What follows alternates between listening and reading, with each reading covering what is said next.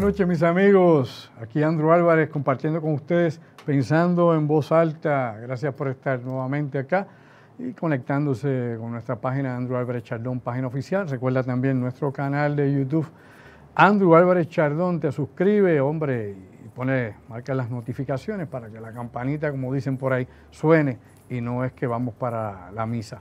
Gracias por estar conmigo. Antes que todo, quiero agradecerle a todos ustedes los que han estado apoyando, ¿no?, la nueva edición, la nueva temporada de Código Secreto, que precisamente terminamos ahora, este domingo. Presentaremos el 8º programa de la nueva temporada de Código Secreto y luego regresaremos nuevamente con una segunda temporada en el canal de Código Secreto. En pocas palabras, hemos estado, ¿no?, haciendo y presentando las cosas que han estado más o menos, ¿no?, en la palestra pública, los asuntos interesantes de lo que ha pasado a nivel internacional y muchos de los issues que se han estado ventilando ante la opinión pública. Pero claro, Código Secreto siempre ha sido un programa de investigación desde sus inicios allá en el 2011 y lógicamente pues no vamos a cambiar el formato, vamos a seguir también con ese tipo de línea y vamos a seguir investigando todos los asuntos pertinentes e interesantes que nos pongan a pensar más allá de lo aparente. Importantísimo. Este domingo Código Secreto presenta a Puerto Rico, los terremotos, los tsunamis, los fenómenos naturales que puedan impactar a Puerto Rico, que nos puedan afectar aquí en el Caribe. Así que Puerto Rico Epicentro Cero es el nombre del programa, de la nueva edición que tiramos este domingo a las 9:30 de la noche. Así que sintonícenlo, entren en mi canal de YouTube para que estén al día y vean las cosas interesantes. Estará con nosotros ahí pues el doctor José Molinelli, que obviamente morfogeólogo, un buen amigo de muchísimos años, compañero universitario. También va a estar con nosotros el amigo Epifanio Jiménez, quien organizó, obviamente, no solamente trabajó dirigiendo la defensa civil acá en Puerto Rico, sino que organizó todo lo que tiene que ver con manejo de emergencias en la isla. Así que ellos son mis invitados, junto con el análisis pertinente que nosotros ofrecemos, como siempre, en cada nueva presentación de Código Secreto. Así que los esperamos este domingo. Y lógicamente, obvio, ¿no?, el viernes estaremos a las 9 de la noche con La Otra Realidad y mi colaborador, el ingeniero Orlando Pla. Así que hay mucho, como dicen en el menú, para seguir discutiendo y analizando los asuntos críticos de lo que está pasando aquí ahora en nuestro mundo. Bueno, vamos a ver algunas cosas de las que están pasando y lo que está ocurriendo en los Estados Unidos y en todo el planeta. Hemos visto que las manifestaciones obviamente se están presentando en todas partes, es decir, en Europa, en Nueva Zelanda, en Estados Unidos, incluso acá en Puerto Rico. Tuvimos ayer unas manifestaciones en contra del racismo, aunque aquí en Puerto Rico no es tan obvio el racismo como lo vemos en Estados Unidos o incluso en varias ciudades de Europa o países en específico, donde el racismo es directamente contra los migrantes, sean estos africanos o sean estos del Medio Oriente, y esto es una situación que ha sido grave por los últimos años en Europa y específicamente con el tiempo que se dio hace unos años atrás con la oleada de ataques terroristas que se estuvieron dando de lobos solitarios en Europa, y esto pues definitivamente pues creó más discrimen, más prejuicio contra las personas que fueran migrantes, aunque hay que señalar que en el 95% de los casos del terrorismo registrado en Europa en los pasados 4 años, casi todos eran casos o eran eventos llevados a cabo por personas que eran europeos, me explico, que eran del mismo lugar, es decir, podrían ser de extracción, digamos, árabes o del Oriente Medio o de algún lugar en particular, o de Pakistán probablemente, podrían venir de diferentes lugares del mundo, pero eran segunda y tercera generación nacida en Gran Bretaña, en Bruselas, en Francia. Así que esto es interesante porque son personas que se criaron bajo el sistema de estos países, bajo la cultura de estos países, pero por alguna razón, lógicamente, ¿no?, por la situación probablemente social de discrimen en que vivían y por los reclutas, o digamos nosotros los que reclutan, mejor dicho, los reclutadores que se ubican en muchos de estos lugares, que van a mezquitas y que van a otros centros culturales a tratar, ¿no?, de tomarle la cabeza, la mente, de reclutar, de llevarse a estos jóvenes, prepararlos para luego llevar a cabo este tipo de ataques con bases políticas, con fundamentos, digamos, ideológicos cargados, etcétera, ¿no? Todo lo que incluye, obviamente, la mentalidad de un terrorista y cómo le lavan el cerebro. Pues bueno, sí, eso es lo que ha pasado en todos esos años, incluso en los Estados Unidos. También hay que señalar que muchas de las mezquitas en los Estados Unidos, específicamente la ciudad de Nueva York inclusive en Washington, Distrito de Columbia, servían para nuevamente reclutar a gente que luego eran llevados a entrenar a Pakistán o al Oriente Medio y que regresaban como células dormidas a los Estados Unidos y luego eran activados para ataques y que se declaraban luego asociados o inspirados por el Estado Islámico, por Al Qaeda o cualquier otra organización que fuera reconocida como terrorista, que llevara algún tipo de, digamos, de carga política o inclusive carga religiosa, porque la religión se usó como una justificación para todo esto del mundo de la guerra terrorista, para todo este enfoque que se ha dado hasta la actualidad. Es importante que eso lo recalquemos. Pues bien, en los Estados Unidos, pues ahora definitivamente tenemos estas protestas en las últimas semanas, prácticamente llevamos por una semana y media de protestas. Hemos visto revueltas, motines, de todo, desde la muerte de George Floyd hasta el día de hoy. George Floyd, pues no es la razón realmente de este tipo de protestas, vamos a hablar y a entendernos. Meramente fue un disparador, meramente fue el punto o la gota culminante de siglos y siglos de explotación sobre los negros en los Estados Unidos y en muchas partes del mundo donde todavía existe la esclavitud, aún en el siglo XXI, y donde todavía se explota el trabajo mal remunerado y obviamente condiciones de vida, condiciones sociales paupérrimas para muchas de las poblaciones de migrantes africanos y de otras regiones del mundo. El racismo no es exclusivamente contra los negros. El racismo ha existido a través de la historia de la humanidad y la esclavitud. El racismo siempre ha estado correlacionada con la esclavitud. En los Estados Unidos, en el origen, obviamente, los negros bozales africanos que llegaron allí fue obviamente para trabajar como esclavos. En un tiempo se utilizaron para el algodón, en otro tiempo para otro tipo de cosecha y diferentes tipos de trabajo dentro de la industria específicamente que se daba en el sur de los Estados Unidos, y todos sabemos que esto llevó obviamente el enfrentamiento entre el norte y el sur a la guerra civil de los Estados Unidos en el siglo XIX. Pero también hemos visto la historia, ¿no?, a través de esa visión longitudinal, desde que eran sacados los africanos de su continente para llevarlos a Europa u otras regiones del mundo para utilizarlos nuevamente como esclavos, mano de obra gratuita. Ahora hay que señalar, de pasar de la esclavitud al mundo asalariado no ha habido gran cambio. Me explico para que nos entendamos. Lo que se ha hecho meramente, se cogió, se le dio la libertad a los negros, pero se les siguió pagando míseramente un salario, es decir, salarios de pobreza, pagos de pobreza, mano de obra barata todo este tiempo. O sea, podemos ir a los países tercermundistas y podemos ver el nivel de vida y la calidad definitivamente que viven las personas en estos países es paupérrima, es terrible. Podemos ir a los Estados Unidos, donde actualmente tienes 40 millones de personas que han perdido el empleo, y antes de esos 40 millones, más o menos cerca de 43 a 45 millones de estadounidenses vivían en estado de pobreza. Y de ese número más o menos de 40 a 45 millones que antes de los desempleados vivían en pobreza, 30 millones de ellos no tenían techo.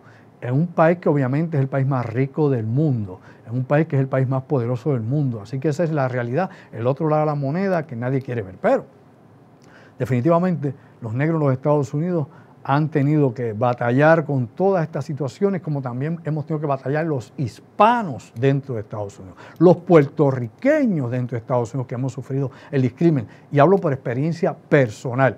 A mí nadie me tiene que decir si sí o si no. Es punto. Yo lo he vivido. Si usted no lo ha vivido, muy bien, suerte con usted, pero la mayoría de los que hemos nacido en Estados Unidos, allá en el continente, hemos tenido que estudiar allá y trabajar allá, hemos vivido en alguna magnitud, en algún nivel, definitivamente, el racismo. Oh, sí, definitivamente. Hemos vivido el prejuicio y eso es una realidad que todavía permanece y va a durar por muchísimo tiempo. Hace falta unas reformas reales dentro de los Estados Unidos, no solamente para los negros, los afroamericanos, sino para también los hispanos y otras minorías que hay, asiáticos, inclusive puede encontrar usted minorías como son en la actualidad los nativos americanos, los dueños reales de la tierra en Estados Unidos, que la mayor parte de las reservaciones indígenas viven a niveles de pobreza terribles, más abajo inclusive que los pobres de Mississippi. Busque usted las reservaciones indígenas y se da cuenta que eso es una realidad que no se ha resuelto y que obviamente se ha tratado a esta gente con el mayor de los desprecios, tratando de hacerlos invisibles, que nadie los vea, que nadie hable de ellos. Bueno, esa es la realidad del mundo, la realidad sociopolítica y socioeconómica en los Estados Unidos. La muerte de George Floyd, pues lo que ha hecho es desencadenar una serie de eventos cuando ya la presión era demasiado grande, ¿no? Cuando ya definitivamente la gente quería salir y manifestar, ¿no?, todo eso que estaba reprimido y que no se permitía por alguna forma o manera, y las continuas muertes, obviamente, de afroamericanos en manos de la policía. Yo invito por estos medios a usted, sí, a ti mismo, que busque los números y los verifique, los números del FBI, los números de crímenes en Estados Unidos, los números por sectores sociales en Estados Unidos, y definitivamente un negro tiene 3 veces más posibilidades de ser muerto por un policía en los Estados Unidos que un hombre blanco, aunque la mayor parte de los policías muertos en los Estados Unidos han sido muertos por hombres blancos, no por negros, no por hispanos. Despierta, durmiente, busca y verifica, es tan simple como eso. Así que tenemos que ver que obviamente hay una serie de prejuicios que están ahí, que son infundados, porque la realidad es que la mayor parte de las personas que matan policías son blancos en los Estados Unidos, blancos y colorados. Así que tenemos que ver cuáles son las contradicciones dentro del sistema y del por qué este tipo de ideas surgen y se sostienen y se mantienen a través de décadas y décadas, de generación tras generación. Pues bien, Estados Unidos, el presidente Trump estuvo amenazando, ¿no?, con activar la ley de insurgencia 1807 de 1807, ¿no?, debido a que, según su punto de vista, los diferentes gobernadores y alcaldes de las ciudades que estaban siendo afectadas, Minneapolis, por ejemplo, inclusive Washington, D.C., Nueva York, Chicago, entre otras más, pues no era eficiente la policía ni tenían el suficiente personal para poder evitar que siguieran los saqueos, el pillaje, ¿no?, y la destrucción de propiedad privada y propiedad pública. Así que dijo el presidente Trump, si no ponen la Guardia Nacional y se ponen duros con la gente, pues yo voy a activar, obviamente, al ejército de los Estados Unidos. ¿Qué pasa? Bueno, obviamente, eso no es tan fácil, ¿no? Esto era como la antigua Roma, cruzar el Rubicón con las legiones para ir a Roma. El Rubicón era un río. Y una vez usted atravesaba el Rubicón, pues declaraba automáticamente una guerra civil en Roma, y eso pasó decenas de veces. Bueno, ¿qué pasa? Pues bueno, el Departamento de la Defensa le ha indicado al presidente Trump que eso no se debe hacer. El secretario de la Defensa, Mark Esper, le ha dicho al presidente Trump, no, mire, mantenga a la Guardia Nacional haciendo ese trabajo, la Policía Estatal y otras agencias de seguridad pública, que mantengan y contengan las revueltas cuando surjan, que la gente tiene derecho definitivamente a manifestarse en las calles, porque es la libertad, es el derecho de expresión, y eso está en la Constitución de los Estados Unidos, y eso absolutamente ningún político, y ninguno lo puede cambiar, nadie lo puede cambiar. Así que esa gente tiene libertad de reunión por la Constitución, libertad de expresión por la Constitución. Ahora, el problema obviamente surge, como ha surgido en Puerto Rico y tantos lugares más, una vez terminan las manifestaciones públicas grandes, pacíficas, que llevan el mensaje señalando cuál es la problemática social, etcétera, etcétera. Pues entonces aparecen los encapuchados, la gente está rara, la gente está extraña. Pues dice Trump que esta es la gente de Antifa que está por ahí, que esta es la gente de Black Lives Matter, que esta es la gente de las Panteras Negras, que estos son todos estos anarquistas que andan por ahí, que eso es George Soros que está mandando billetes. Parece que George Soros tiene más poder que el presidente. Qué barbaridad, ¿verdad? Que el que está loco no lo está, o si lo está, lo asemeja. Oiga, la realidad aquí definitivamente es que la gente también tiene que tener en cuenta que en la mitología del Internet, algo que yo he hablado muchas veces, hay personas que le dan superpoderes de villanos como las tiras cómicas, ¿no? O como pudiesen ser tal vez las películas de ciencia ficción a ciertos personajes como Bill Gates y obviamente George Soros, que le das un poder sobrenatural por arriba de todos los países, de todos los gobiernos, de las Naciones Unidas. Nadie tiene más poder que esa gente. Pues bueno, pues son los dueños del mundo. Pues inclínate y obedece a tu nuevo Dios. O sea, la realidad es que se exagera de sobremanera y muchísima gente habla cosas sin prueba y fundamento y se han creado obviamente esta mitología y estos personajes. George Soros, sí, multibillonario, definitivamente empresario, invierte en Europa Oriental como invierte en diferentes lugares del mundo y tiene billones de dólares en los Estados Unidos, por ende no le interesa destruir Estados Unidos porque se va a destruir él mismo, elemental, no pare más. Por otro lado, Bill Gates de la misma manera, multibillonario, primero obviamente con Microsoft, luego obviamente con farmacéuticas y con todo lo que tiene que ver con desarrollo de vacunas, pero tampoco es Lex Luthor, mejor dicho, ¿no? El Lex Luthor, que era el que estaba con Superman, el enemigo, archienemigo, ni ninguno de esos tipos. Aquí la gente fantasea muchísimo con la cabeza. Hay que respetar un poco la realidad y los márgenes de esta. Así que estas personas tengan poder económico y que hagan inversiones, definitivamente sí la hacen. Pues bueno, tenemos todo eso. obviamente la revuelta en Estados Unidos, las teorías de conspiración como estas que acabo de mencionar hace un momento, pero hay un par de cositas que quiero mencionar brevemente en el minutito que me queda. Algunas que tienen que ver obviamente con Puerto Rico y otras de lo que está pasando en el mundo. Primeramente, en Puerto Rico ya tenemos 4.023 casos positivos de COVID-19. A nivel del mundo, dicen los números de la Universidad de Johns Hopkins en estos momentos, que hay 6.381.280 infectados, positivos en el mundo, que han muerto 381.309 personas. En estos momentos Estados Unidos sigue teniendo el mayor número de muertos y el mayor número de infectados. Va rápido para los 2 millones de infectados en pocas semanas. Por otro lado, Brasil sigue detrás, está entre los países con más infectados y con más muertos. Está descontrolada la infección del COVID-19 en Brasil. Y en Brasil, sepa usted, que es donde más negros matan en América, más que en los Estados Unidos. La policía de Brasil asesina en las favelas y asesina en los barrios y asesina en las ciudades de Brasil, más negros que los que matan en los Estados Unidos. Incluso el 41% de la población penitenciaria en Estados Unidos es negra, es afroamericana. En Brasil, sepa usted que es el 70%. Definitivamente el prejuicio es terrible. Y como dije, a través de la historia, la esclavitud ha pasado de imperio en imperio, de era en era, de época en época. En la época del Imperio Romano, pues ¿quién eran los esclavos? Bueno, eran los nubios negros de África, pero también eran los hermanos rubios de ojos azules, y eran los bretones de ojos verdes y ojos azules también, y eran los galos, lo que hoy es Francia. Esos eran los esclavos que traían por miles los romanos, que no eran de ojos azules y rubios. Esos eran los galos, esos eran los hermanos y los bretones, no eran obviamente los romanos. Así que aquí todo el mundo ha sido esclavo unos de otros. Es increíble.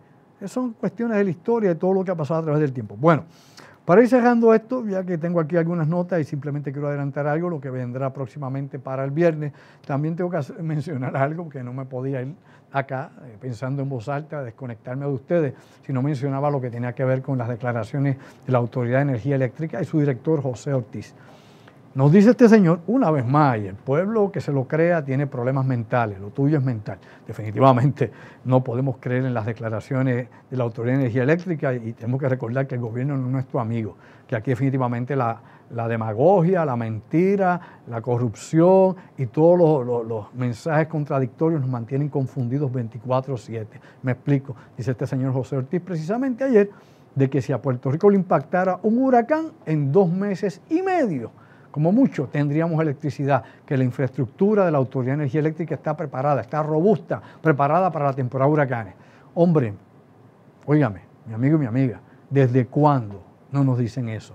Desde la época de Hugo, en el siglo pasado, desde la época de Hugo hasta acá, siempre nos dicen el mismo cuento balalí, de que está preparado. Todos sabemos y vivimos recientemente a Irma y María. Y vivimos también cuando dio el temblor de tierra el 7 de enero de este año 2020, que se fue la electricidad en todo Puerto Rico. ¿Se acuerda usted de esos detalles, pequeños detalles, que es de la vida real?